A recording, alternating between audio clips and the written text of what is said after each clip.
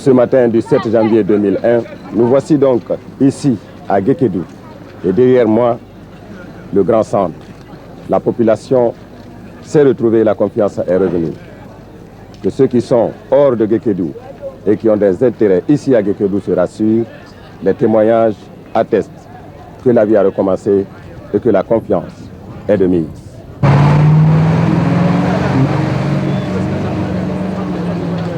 Concernant les commerçants, vous savez que c'est des gens qui ont été déjà agressés en Sierra Leone et au Libéria.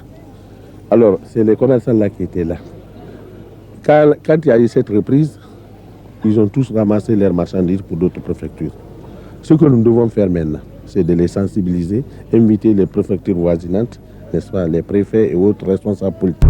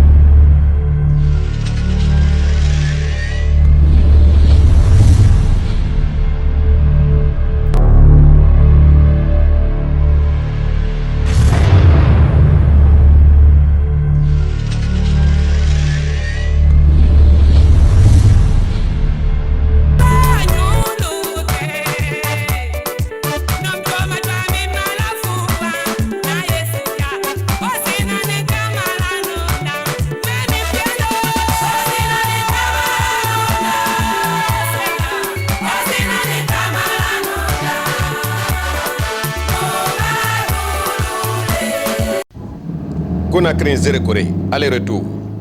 Depuis l'attaque de Yendemilmou le 4 décembre dernier, les plus folles rumeurs entretenues ça et là montraient ce parcours quasiment impossible. Eh bien, le week-end dernier, du vendredi 5 au dimanche 7 janvier 2001, une équipe multimédia de la presse publique et privée a séjourné dans les préfectures de Farana, Kissidougou et Guékédou.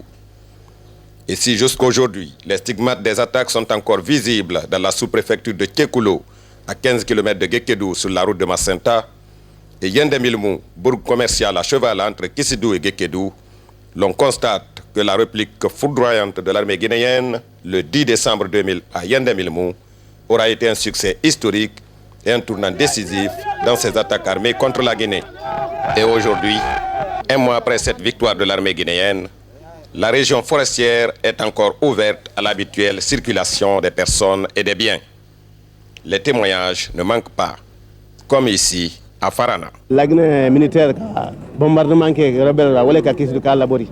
Donc hali am fana toura yan doni mais koni ko ko ra nyamin kan wati men asumani folof.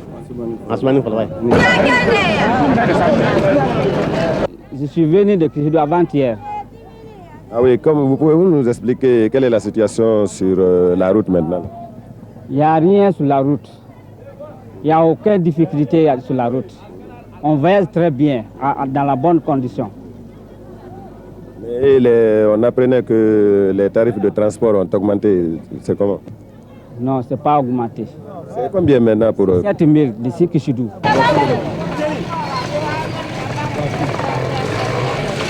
On a véhiculé le même message de Kobikoro jusqu'à Marela. Et vraiment, le message est entendu. On a demandé à la population de rester tranquille. Les frontières sont bien tenues, les militaires sont à la hauteur. À côté d'eux, il y a les chasseurs, il y a les jeunes volontaires aussi qui œuvrent à côté d'eux. Vraiment, aujourd'hui, ça va très bien. D'ailleurs, même ici, au niveau de Farana, le président des chasseurs est là. J'ai au moins 150 chasseurs qui sont là, qui veillent sur la sécurité, n'est-ce pas, de la ville et même des frontières. Au niveau de toutes les frontières, c'est les mêmes dispositions qui sont prises. Et dans l'après-midi de ce même samedi, 6 janvier 2001, notre équipe arrive ici, à Kissidou.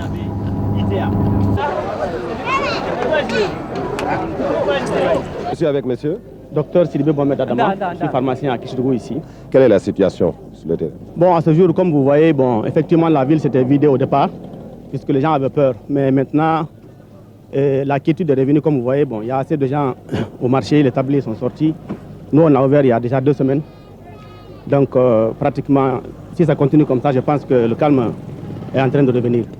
Et pour la circulation des personnes et des biens vers d'autres préfectures? Bon, on peut dire que c'est libre, bien qu'il y a assez de barrages, ce qui rassure aussi, puisque ce n'est pas dans un mauvais sens. Mais je pense que si ça continue comme ça, bon, ça passe. Dieu merci, grâce à Dieu et notre armée guinéenne, nous sommes ici tranquilles. Nous, le transporteur, vraiment Dieu merci. Voici toute la ligne, on avait toute la ligne marche. Aller à Guéguédou, aller à Conakry, aller à Kankan, aller à Bangwadou, aller à Banankoro, aller à Parana, aller à Djombiro, aller à Al-Badria, aller partout. Vous-même, vous voyez comment le sang marche. Alhamdoulilah, Dieu merci, nous sommes ici, tranquilles, grâce à Dieu et notre grand armée guinéenne. Il nous a défendus, nous sommes tranquilles aujourd'hui. Tout le monde est en train de venir prendre son travail. Il y a les véhicules marchent, mais est-ce que les tarifs de transport n'ont pas augmenté? Non, on a toujours, nous n'avons pas continué. Hein. Ça, c'est le tarif normal qu'on avait donné ça. Ça, vraiment. Et pour la clientèle, vous avez beaucoup de clients maintenant? On a des clients, vraiment, on a assez de clients. Vous-même, vous pouvez voir. Il faut voir le véhicule. Donc, Dieu merci, toute la ligne marche. Hein. Il y a les gens qui rentrent, il y a les gens qui sortent. On a pris l'activité normale aujourd'hui à Kissidougou ici.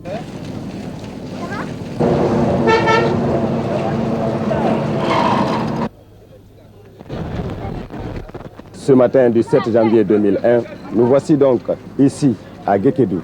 Et derrière moi, le grand centre. La population s'est retrouvée, la confiance est revenue. Que ceux qui sont hors de Guékédou et qui ont des intérêts ici à Guékédou se rassurent, les témoignages attestent que la vie a recommencé et que la confiance est de mise.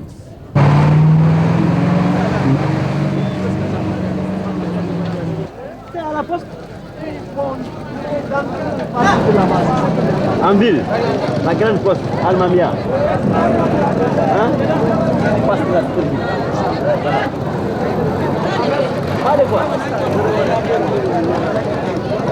Aujourd'hui, par rapport au début, je vois qu'il y a augmentation de population, comme au départ.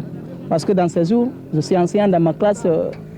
Le premier jour, le nombre des élèves était peu. Mais à l'heure là, nous pensons qu'il y aura amélioration du point de vue où l'arrivée de la population. Ça a commencé quand, le retour?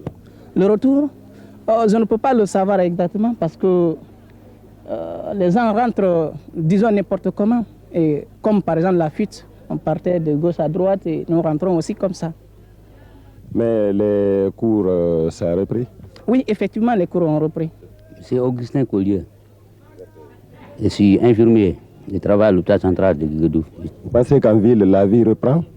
En tout cas, je pense bien. Puisque la fois dernière, quand j'étais venu, il n'y avait personne. C'est-à-dire que les gens n'étaient pas nombreux ici. Mais à l'heure où nous sommes, ça commence à venir. De nos jours, vous voyez le village.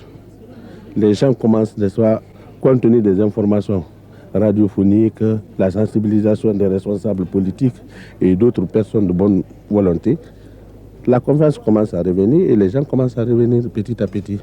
Concernant les commerçants, vous savez que c'est des gens qui ont été déjà agressés en Sierra Leone et au Libéria. Alors, c'est les commerçants là qui étaient là. Quand il y a eu cette reprise, ils ont tous ramassé leurs marchandises pour d'autres préfectures. Ce que nous devons faire maintenant, c'est de les sensibiliser, inviter les préfectures voisinantes, n'est-ce pas, les préfets et autres responsables politiques, à les inciter à venir. C'est tout. Ceci est du côté de la sensibilisation, peut-être des politiques et des bonnes volontés, comme vous le dites. Mais pour les rassurer, vous qui vivez sur place ici, quelle est la situation exactement? De nos jours, nous avons d'autres qui sont dans les préfectures par manque de moyens. Parce qu'il y a les lettres qui viennent. Si j'avais les moyens de locomotion, dans ce peu de temps, je peux revenir.